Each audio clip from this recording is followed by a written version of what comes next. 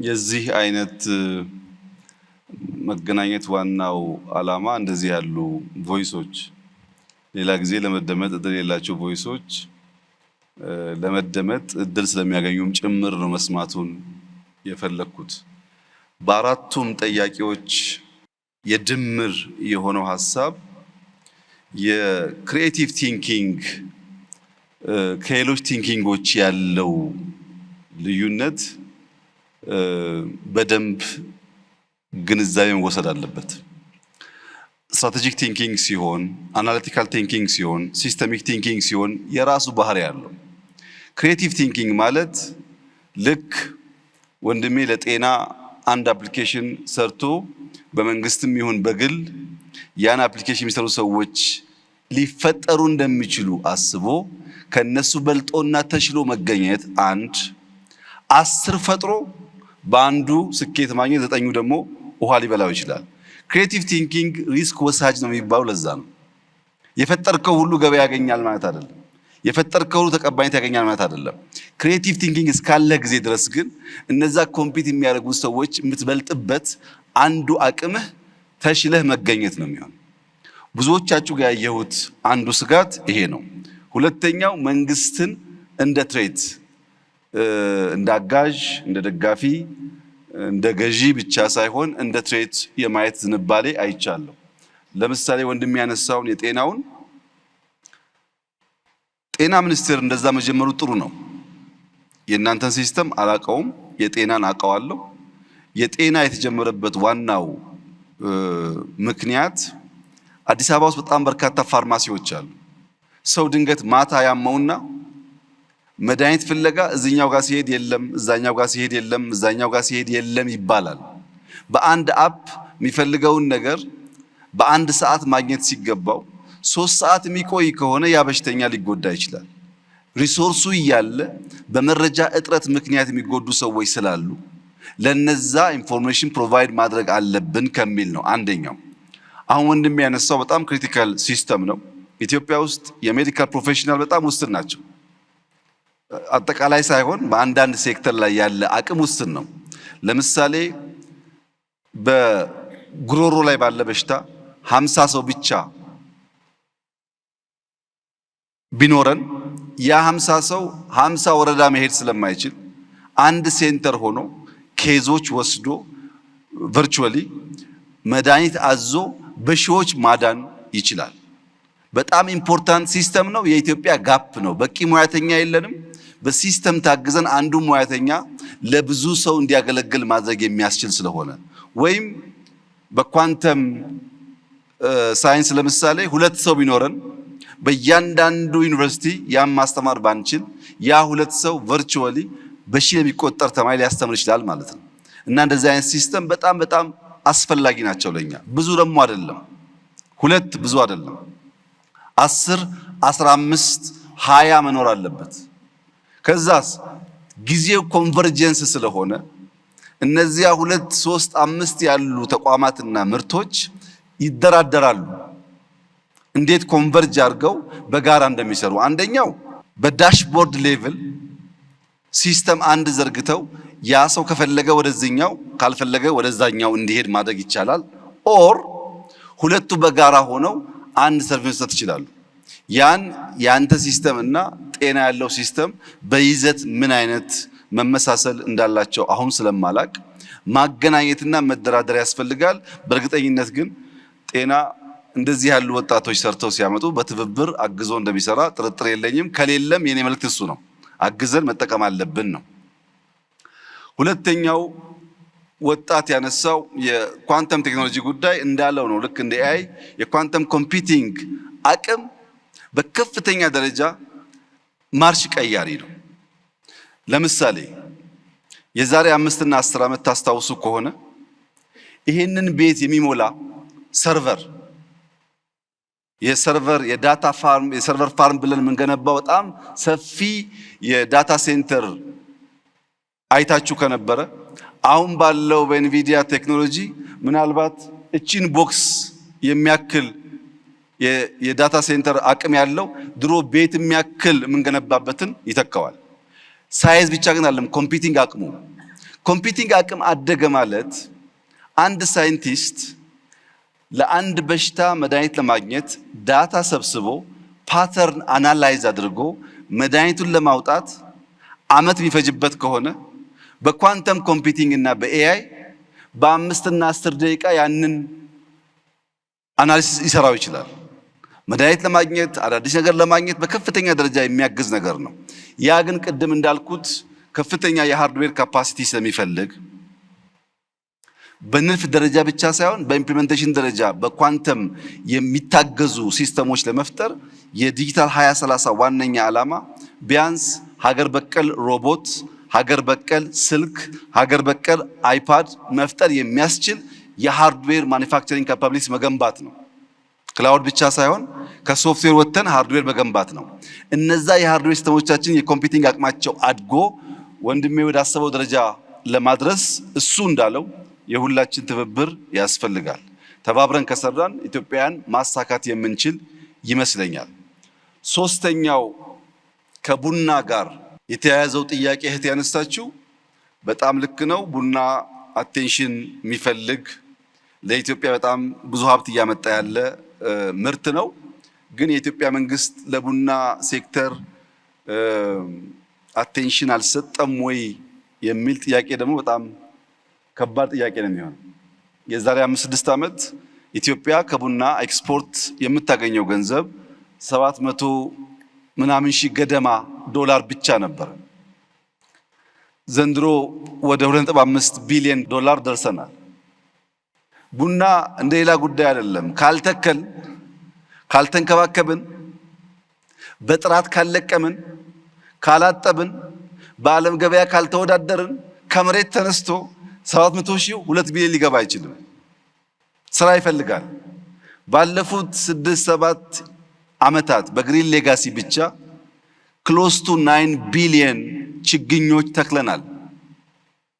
በዚያ ምክንያት ነው የኢትዮጵያ ኤክስፖርት 3 እጥፍ በላይ ያደገው። ምን እየሆነ ኮንሱም እያደረግን።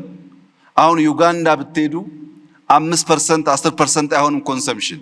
እኛ ጋር ግን እንደምታውቁት ሁላችንም ቡና እና ውሃ በደንብ ስላለየን ቡና እንደ ውሃ ስለሆነ አንደኛ፣ ሁለተኛ፣ ሶስተኛ ስላለ ከፍተኛ ኮንሰምሽን ያለበት ሀገር ነው። ኮንሱም አድርገን 3 እጥፍ የቡና ኤክስፖርት ማደግ ማለት ቀላል ትርጉም የሚሰጠው ጉዳይ አይደለም። ያን በዲጂታል ማገዝ፣ በጥሬው መላክ ብቻ ሳይሆን ቫልዩ አድ ማድረግ፣ እህቴ እንዳለችው ሐሳብ ያላቸው ሰዎች ሲኖሩ ማገዝ በሚመለከት እየተሞከረ ነው። የሚቀር ነገር ካለም መንግስት አበክሮ ይሰራል። የጋራ ጥቅማችን ስለሆነ ቡና ላይ ተሰርቶ በግሉ የሚጠቀም የለም፣ እኛም ተጠቃሚ ነን። በቡና ኤክስፖርት ሲሳተፉ የነበሩ ሰዎች ባለፉት ጥቂት ዓመታት ቡና ልከው ከሚያገኙት ሀብት አብዛኛው የውጭ ምንዛሪ ለነሱ ስለሚሰጣቸው ኢትዮጵያ ውስጥ ካለው የኢንቨስትመንት ሴክተር ሁሉ የተሻለ አዋጭ ማለት እንደዚህ ኤክስፖርት አድርገው ዶላር ካገኙ በኋላ ዶላሩን እንዲጠቀሙበት በሆነ ፐርሰንቴጅ የተፈቀደላቸው ሴክተሮች ናቸው። ከነሱ ውስጥ አንዱ ቡና ነው። ዘንድሮ ብንጀምር ቡና መላክ ብቻ ሳይሆን ቡና መትከል አለባችሁ ዋና ዋና ላኪዎች ብለን ወደ 100 ሺህ ሄክታር ገደማ ቦታ ጠይቀዋል። እኛ ብቻ ሳንሆን ላኪዎችም እንዲሳተፉ ከውጭ የሚመጡም ቡና ገዝተው እንዲሸጡ ሳይሆን ቫልዩ አድ እንዲያደርጉ፣ እነዚህ ጉዳዮች በእኛ በኩል ጥረት እንዳለ ያመላክታሉ። ግን ጥረት ሁልጊዜ ሙሉ ስለማይሆን የሚጎል ነገር ካለ በዚህ አይነት አውድ በሚገኝ መረጃ እየተማርን ምናሻሽለው ይሆናል። የመጨረሻው ጥያቄው ጥሩ ነው፣ ስሙ ግን ችግር አለበት። ቅዱስ ያሬድ ነው ያለው። ነጠብቄ የነበረው ሙዚቃ ፈጥሮ እንደሆነ ብዬ ነበር። እሱ ግን ኤአይ ፈጥሮ ያለው ወደ አፍሪካ ልወጣ ነውና መንግስት ምን ያግዘኛል ነው ያለው። እንግዲህ ቅዱስ ያሬድ የሙዚቃ ኖታ ከመፍጠር ወጥቶ ወደ ኤአይ ካደገ አዳፕቲቭ ነው ማለት ነው። ስሙ ራሱ ከዘመን ጋር አብሮ የሚያድግ ነው ማለት ነው። ይሄን በጥሩ እናየዋለን። የኢትዮጵያ መንግስት ቅድም እንዳነሳሁት ከኢትዮጵያ ማርኬት አልፈው ወደ አፍሪካ ማርኬት ምርቶቻቸውን የሚወስዱ የቴክኖሎጂ ኩባንያዎች ካሉ በሙሉ አቅሙ ድጋፍ ያደርጋል። በሙሉ አቅሙ በገንዘብም የኛ የውጭ ጉዳይ ሚኒስቴር ዲፕሎማቶችና አምባሳደሮች ልክ መንግስት እንደሚያገለግሉት ቴክኖሎጂ ኤክስፖርት የሚያደርግ ግለሰብና ቡድን ካለ ኢኳሊ ሰርቭ ያደርጋሉ። ዋናው እንፈልገው ወጣቶቻችን ከዚህ ከጠባቡ ገበያ ቅርምት ወጥተው ወደ ሰፊው ገበያ እንዲደርሱ ለማድረግ ነው። በድምሩ ግን ወጣቶች ኮንሰርን መሆናችሁ ማንሳታችሁ ተገቢ ሆኖ ትንሽ ቢታይ የምለው ጉዳይ የኛ መንግስት ታለንት ኢንፍራስትራክቸር ብሎ ያምናል። ልክ ድሮ መንገድ ለአንድ ሀገር እድገት ወሳኝ ነው፣ ቴሌኮም ኢንፍራስትራክቸር ወሳኝ እንደሚባለው ታለንት ከሃይዌይ ያላነሰ፣ ከኤሌክትሪክ ያላነሰ፣ ከቴሌኮም ያላነሰ ወይም የበለጠ ወሳኝ መሰረተ ልማት ነው ብለን እናምናለን።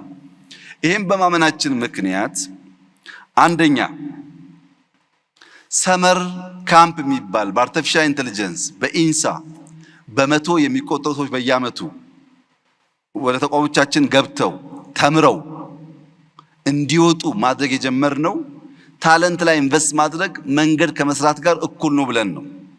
ሶስተኛው ጥያቄ ምን አለ? የኢንሳ ታለንት ዲፓርትመንት ውስጥ የሰራውና የራሴን ፕሮዳክት ያወጣው ሰው ነኝ አለ።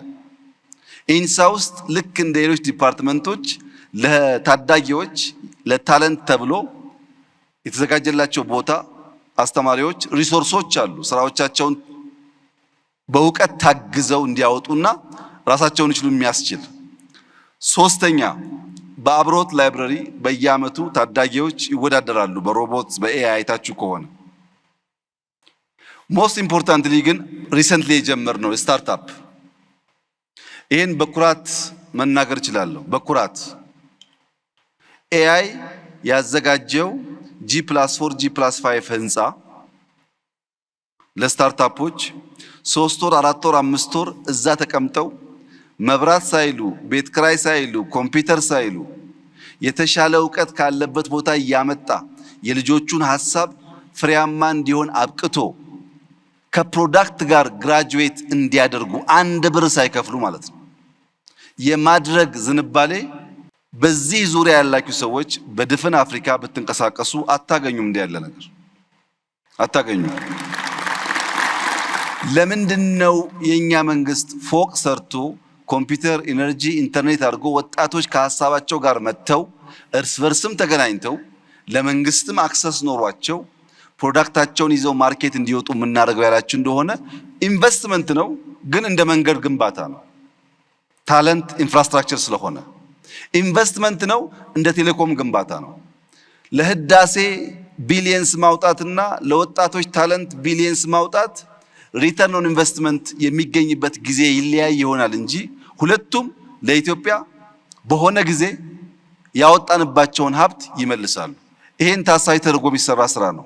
ሶስተኛው ክሪቲካል ጉዳይ ዶክተር በለጠ ቢያዝ ጥሩ የሚሆነው የዛሬ 3 እና 4 እና 5 ዓመት የኢትዮጵያ መንግስት መስሪያ ቤት ማለት በወረቀት ክምር በተጣሉ ፕላስቲኮች ክምር ገብቶ ለመውጣት እንኳን የሚያስቸግር ኤርጎኖሚክሱ የቆሸሸ የተበላሸ ነበር ታውቃላችሁ። ዛሬ ግን መንግስት የራሱን መስሪያ ቤት ብቻ ሳይሆን ስታርታፕ ብሎ በነፃ ያዘጋጃቸው ቦታዎች በየትኛውም መመዘኛ ሻል ያለ ፕራይቬት ሴክተር ሻል ያለ ኩባንያ ከሚያዘጋጀው የመስሪያ ቦታ ያነሱ አይደሉም። በጥራትም አቬል ሲደረግ ከጥራት ከኳሊቲ ጋር ጭምር ስለሆነ ማለት ነው። እነዚህ ጉዳዮች እንደ ጅምር ሙከራ ቢወሰዱ የሚቀርቡ አሉ። አዎ ሳንድ ቦክስ እኮ ያልነው ለሱ ነው። ሁሉን አውቀን አልጨረስንም። ጥርጣሬው አለ። ተዘግተን የኖርን ማህበረሰቦች ነን። ፕራይቬት ሴክተር ማገዝ ትክክል መሆኑን ገና አላመንም። ሳፋሪኮም እንኳን ሲመጣ ምን ያክል ተጨንቀን ነበር ትዝ ይላችኋል። ገና ነው።